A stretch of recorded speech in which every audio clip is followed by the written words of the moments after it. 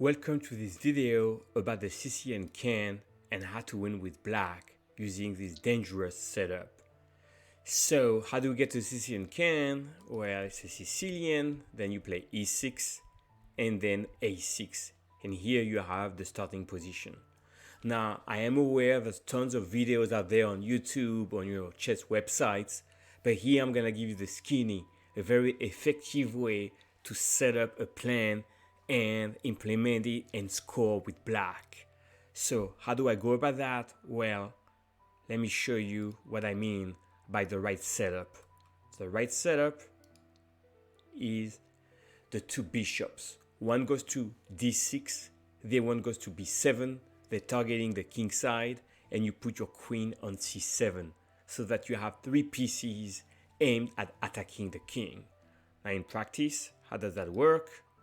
You can see same setup, queen C7, bishop D6, bishop B7, left and right.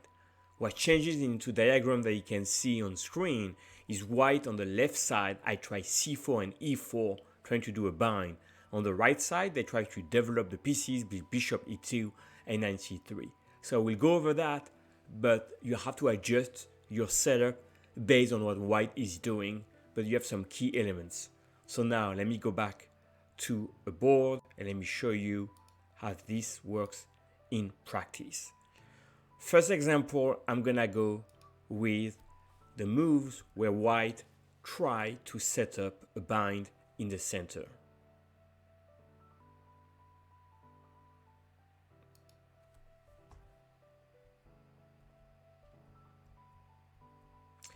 The queen goes to C7. And let's stop right here. What did white try to set up? Control, especially on D5 and B5, right? And black has the queen, has a bishop, and now play bishop D6. The two bishops and the queens. And you're targeting the king side. So white play bishop E2, knight G6 here, and you're attacking H2. Now, the game I'm showing you is by Grandmaster Oleg Koniev with black. He's ranked 2643 FIDE. That means that if you play online, the equivalent rating may be 2700 or even 2800 if you go on chess.com. Second thing, I checked this variation and this game with Stockfish 13. So not everything out there is of quality, but I'm making sure the content is applicable and you can really make use of his high quality game. So now white play G3 to defend, H5. Now something that you notice in my diagram in the beginning of the video, black delays castles. So the rook is here and now you can support the pawn, and then when you push to H4, you're attacking G3.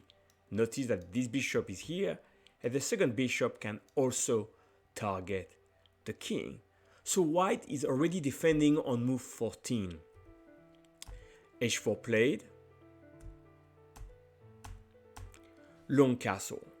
The king here is very safe and you're connecting your rooks, and now you're gonna let the bishop do the talking. So E5 played, you sack the bishop, the queen moves, knight EG4. So now that knight is controlling these two key squares, and with the rook over here, you're targeting H1, and the bishop is controlling here, and rook H1 is actually checkmate. So white covers the diagonal, and here, queen G3. So you threaten either queen H2 or rook H1, white take, and then you do queen H2. You have no defense, and white resign here. So that was the first example, but let me show you another key setup if white plays differently in the next game. In this second example, white develops knight C3, queen C7 played, bishop E2, and now you can go B5 because there's no pawn on C4. So again, black in this game is Grandmaster Konstantin Landa, 2563 rating. So you can be confident using this technique and this setup to win against experienced players, not just beginners, but player play 2000, 2200, 2400, 2600 online and have effective results. So let's continue. Castle, which is fairly typical, bishop b7. So now you have already one bishop in place, bishop f3. So that's very important because that bishop here is counter-attacking the bishop on b7. So that's something that you need to know how to face. So you develop your pieces, knight c6, and now rook e1 played. Now white is having ideas, especially because your king is still on e8. So you need to be able to cover that, and bishop d6. Now you get the two bishops and you're attacking h2.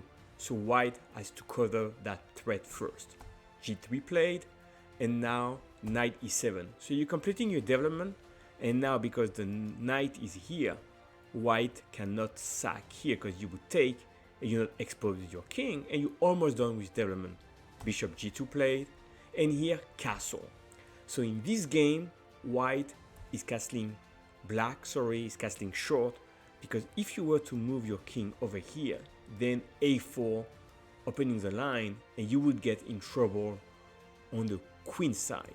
So castle played, bishop e3 developing. So both sides have developed their pieces. So what's next? Well, can you really take on g3? No, right? It's defended twice, so that sack wouldn't work.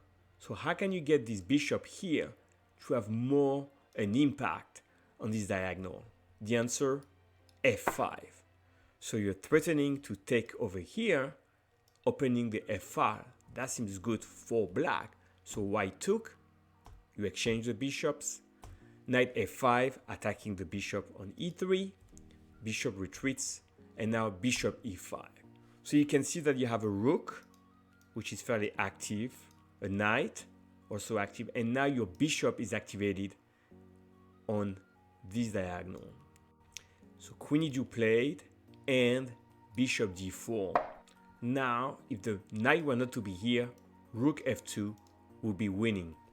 So white play rook a d1 and check. Now, if white takes the knight, then rook f2 is winning. So white decided to move the king, but then rook f2 anyway, and after pawn takes, rook e2 check, and white resign. So again, everything's happening with f5 in this game, and you have the two bishops really creating a lot of pressure against the king side. So this second game really can be very helpful to play against the setup knight c3. So now, let me know if you need to have more example on this setup, if you would like to have in the comments a different opening for white or for black, or anything you like to add or suggest. I'm happy to have the feedback. If you like this video, drop a like and don't forget to subscribe. Thank you very much for watching.